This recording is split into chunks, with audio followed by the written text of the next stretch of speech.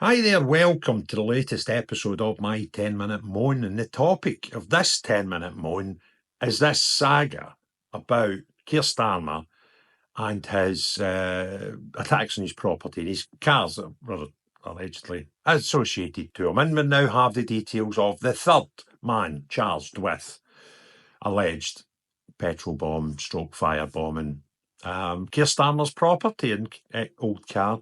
And this one's just as bonkers as the first two that I've reported on. So what we've now got is we had details yesterday that there was a third one, but only today, due to things moving a wee bit along in court, we now have the details of the third man, and he is Petro Pochynok, who is described as a 34-year-old Ukrainian.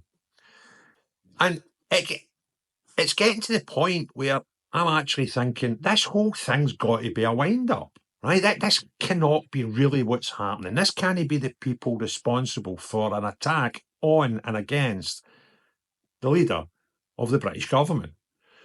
Now, Petro, I found a photograph yesterday of what I thought was the second guy, and I put it out saying I wasn't sure if it was him or not. It was just a photograph that I came across. However, within hours, the BBC was using the exact same photograph. So we kind of nailed that one by openly saying, I'm taking a wee bit of a punt at this, but it transpires that that was the right guy. Another sort of boy band looking guy. So the first guy was 21, the second guy was 26, and the third guy is now the 34-year-old Ukrainian. And the story gets more bonkers because when you read the reports on Petro, it tells you some extra details about the second guy. Now, the second guy we were told was Romanian, but the guy I found was born and brought up in the Ukraine, and we're like, well, it could be the same guy, and he could have, Romanian heritage. Now, the bizarre thing that's in the mainstream today when they're reporting about the third guy, Petro, is they're referring to the second guy about how when he was at court, he needed a Russian translator. Like, oh, where are we now, right?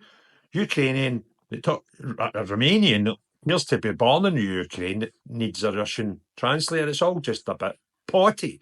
And somebody had put out that the first guy needed a Russian translator. I kind of think they might be wrong. Either that or the guy's dad's a liar, because the dad of the first guy, the 21-year-old, he'd said that his son is a proud Ukrainian, talks Ukrainian, doesn't even let his family listen to Russian music, right?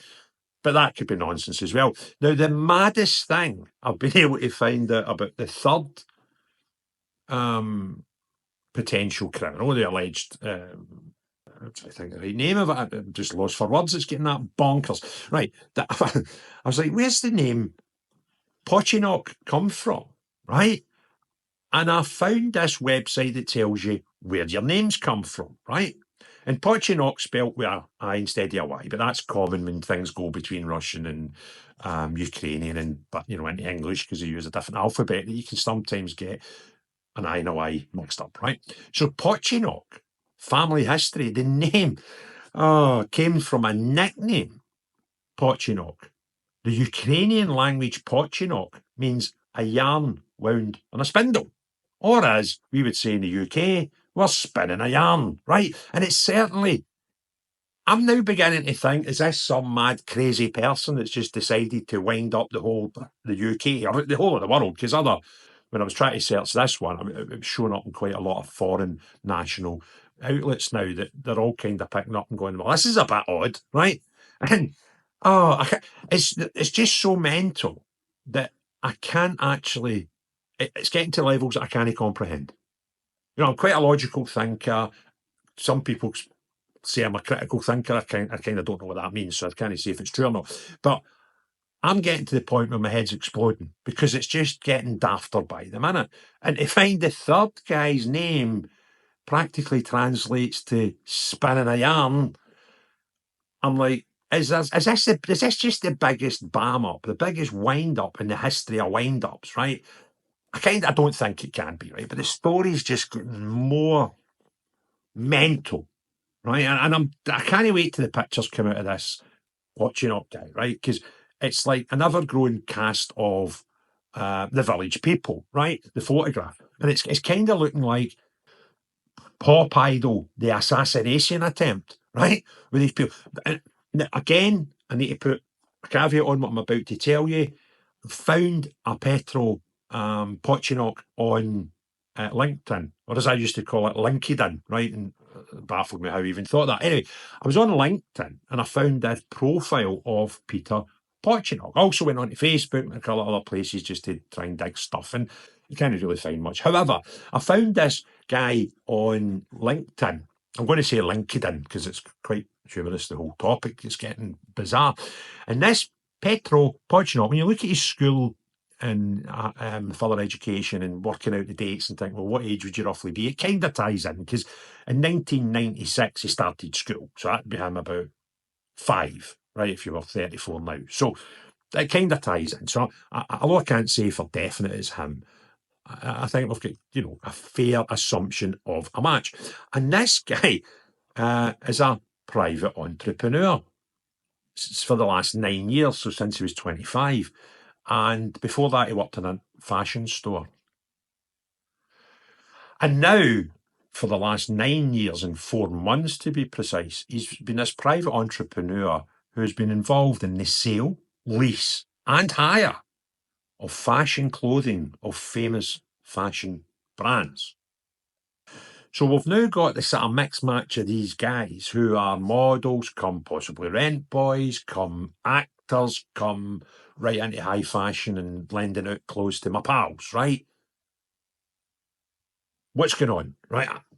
I'm trying to do serious current affairs on this channel, okay?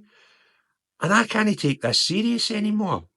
It's getting bonkers. Where does it end? I mean, see if we end up with 6, I'll double up, right? Because I'll just have the photos of the village people in my head, right? I'm not getting away from that vision now. The village people trials, village people gate, Burnley gate. Now, I wonder if this guy's a builder, because apparently the last 2 have been builders, as well as being actors and models, right? So it would have been funny if we had a builder, a Royal Marine, a cowboy, a construction, well, a construction worker. Do you know what I'm saying? And the guy with it, if one of them turns up at court where, leaves his wigwam with a headdress on, I'm out, right? I'm finished, right? But there's a serious part of this. These people made an attempt on the life of the leader of the government in the United Kingdom, right? And you're like, it's I kind of think it's safe to say it's not the KGB, right?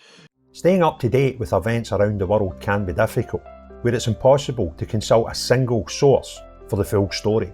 Narratives that shape public opinion often just reinforce media and corporate-backed vested interests. It's hard to know what information to trust. See what the media is exaggerating, sensationalising, over or under reporting.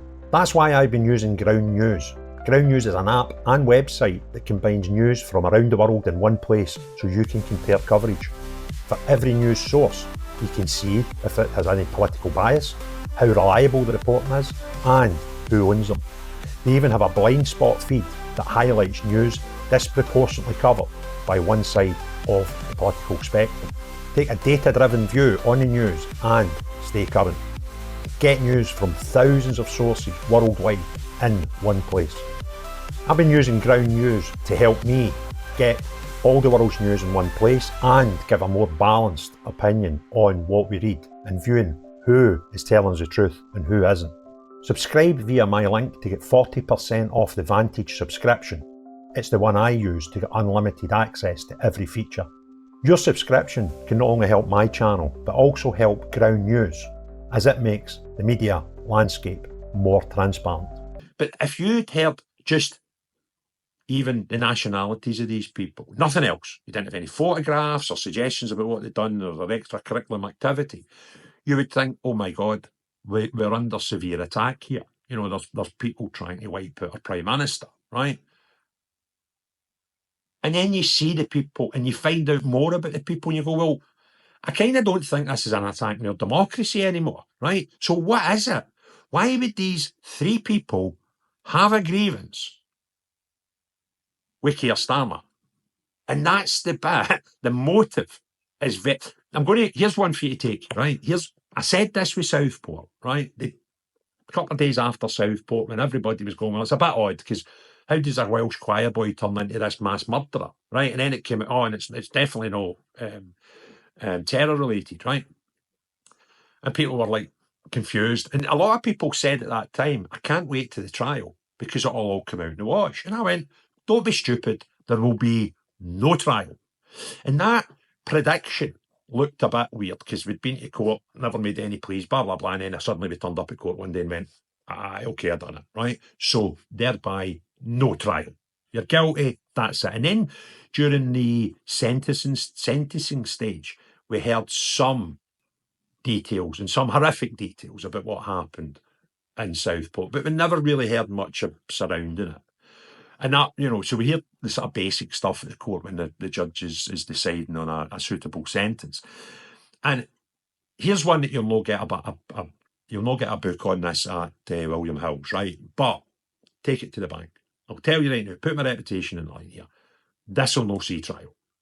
Because whatever the motive is as a minimum, it's got to be bonkers, right? This isn't an effort at our democracy. This is a personal thing. These people are not spies, right? If they were spies, it would be, what was that, Mike Myers? Oh, that's terrible. I can't remember. Remember, he was a spy. And one of the movies was called The Spy Who Shagged Me. It's like a plot out of that, right? $1 million, right? That's what's going on here. I can't cope with much more of this. I reckon my appendix will explode if there's a fourth guy, right? And he's just even more wacky, or even as wacky as the rest of them, right? I'm going, just stop the noise, right? I don't really know what more to say about this because it's just getting bonkers. But anyway, there you go. That's the guy. His surname translates to spinning a yarn, and he rents out clothes, right? Stop the noise, right? Anyway, if you enjoyed the video, if you want other people to see the video, do 1, 2, or 3 of the following things. Hit the like button, hit the share button, put some comments below. If you've not already done so, please subscribe to the channel. But the most important thing of all, unless you're this gang of X Factor or Pop Idol that have somehow fell out with Keir Starmer and you want to throw petrol bombs about, well, no you, right? But everyone else, have a great day. Cheerio, bye now.